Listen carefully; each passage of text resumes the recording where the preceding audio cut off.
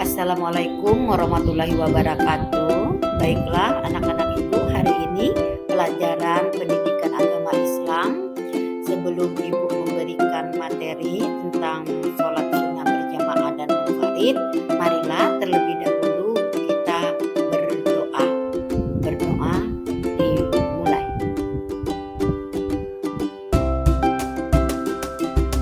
Berdoa selesai. Assalamualaikum warahmatullahi wabarakatuh. Baiklah anak-anak, hari ini materi kita tentang sholat berjamaah dan munfarid.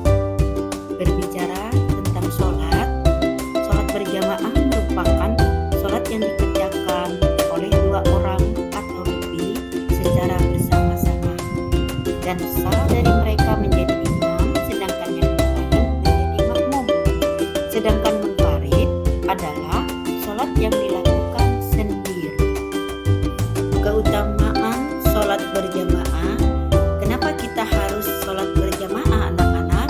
Karena sholat berjamaah itu di dalam hadis dikatakan lebih utama 27 derajat dibandingkan sholat sendirian. Jadi lebih tinggi derajatnya dibanding kita sholat sendiri atau munfarid.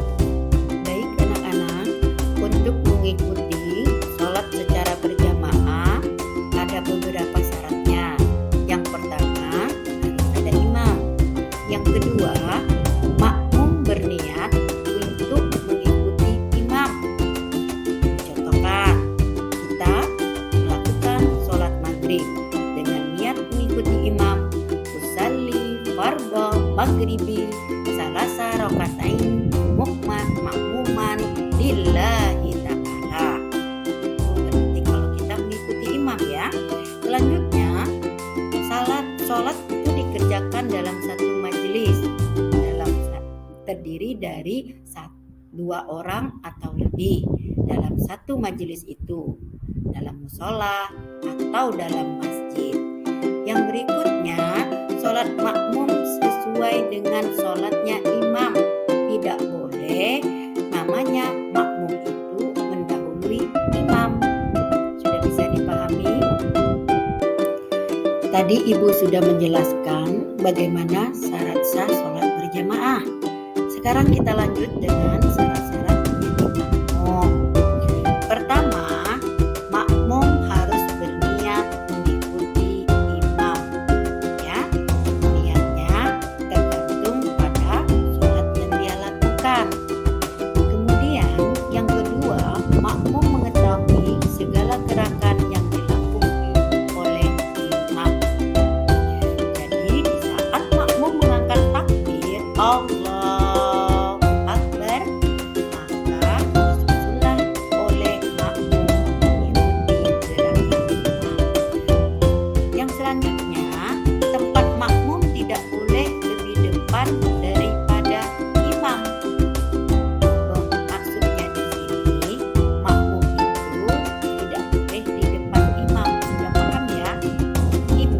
Makmum itu harus di belakang imam. Makmum tidak boleh mendahului imam dalam melaksanakan rukun sholatnya. Misalnya, imam sudah sujud, maka makmum harus ikut sujud atau tidak boleh mendahului daripada sujud, yaitu duduk di antara dua sujud. Yang kelima, makmum tidak boleh melambatkan diri dari imam lebih dari dua rukun atau gerakan sholat. Itu makmum sudah sujud, bahkan dia sudah duduk di antara dua sujud, dia melakukan sujud lagi, makmum tidak boleh melambatkannya sampai dua rukun tersebut. Yang keenam, niat sholat makmum harus sama dengan imam. Kalau imam berniat sholat maghrib, maka makmum harus berniat sholat maghrib. Tidak boleh sholat isya. Makmum dan imam harus berada di satu tempat, tidak boleh berjauhan. Jika imam batal, maka makmum sebelah kanan wajib menggantikan imam ke depan. Ya, di sebelah sebelah kanan imam.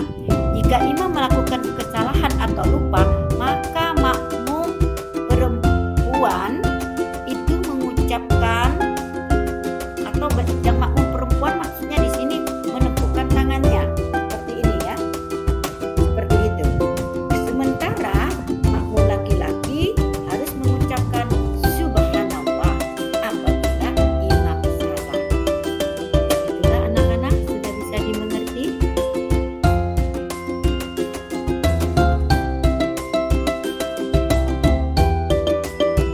Baik, kemarin kita sudah menjelaskan bagaimana syarat-syarat sholat berjamaah. Ternyata anak-anak, sholat sunnah juga bisa dilakukan secara berjamaah loh. Di antaranya sholat sunnah Idul Fitri, sholat sunnah Idul Adha, dan sholat istisqa, yaitu sholat minta hujan ya. Nah, itu selalu kita lakukan bukan di dalam kita sholat Idul Fitri. Nah, itu sholat sunnah, bukan sholat wajib, tetapi bisa dilakukan secara berjamaah. Terus sholat sunnah yang dilaksanakan berjamaah dan munfarid bisa berjamaah, bisa juga dilakukan secara munfarid. Contohnya sholat sunnah taraweh. Taraweh ini yang dilakukan setiap bulan Ramadan itu bisa dilakukan secara berjamaah di surau maupun di masjid, tapi bisa juga dilakukan sendiri. Kamu kalau tidak melakukan sholat tarawih di masjid, jangan tidak melakukan sholat sendiri di rumah. Boleh itu dilakukan. Kemudian selesai sholat tarawih itu harus ditutup dengan sholat witir ya, sholat witir.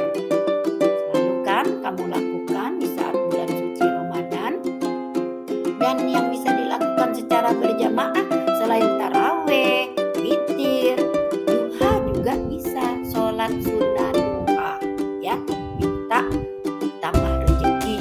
Nah, itu bisa dilakukan berjamaah dan bisa juga dilakukan sendiri ya. Nah, kemudian sholat tahajud.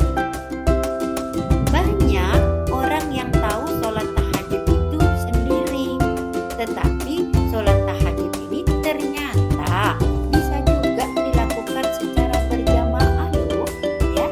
Yang selalu melakukan itu adalah dari anak-anak pesantren ya.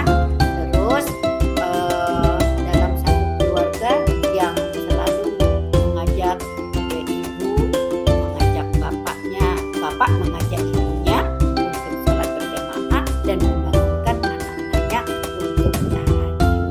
Itu boleh ya. Dan sholat tasbih juga bisa dilakukan secara berjamaah dan munfarid.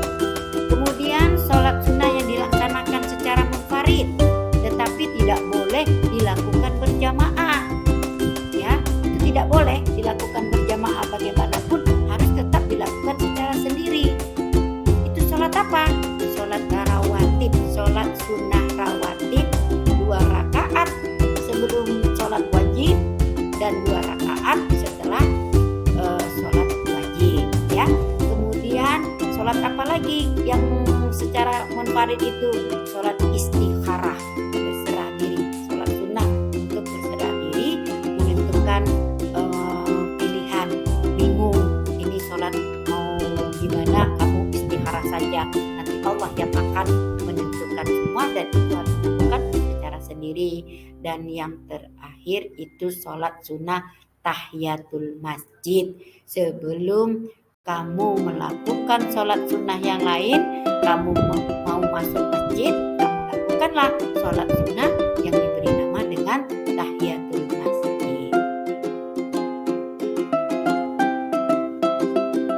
Baiklah anak-anak, kita sudah menjelaskan tentang sholat sunnah berjamaah dan munfarid dari awal sampai akhir.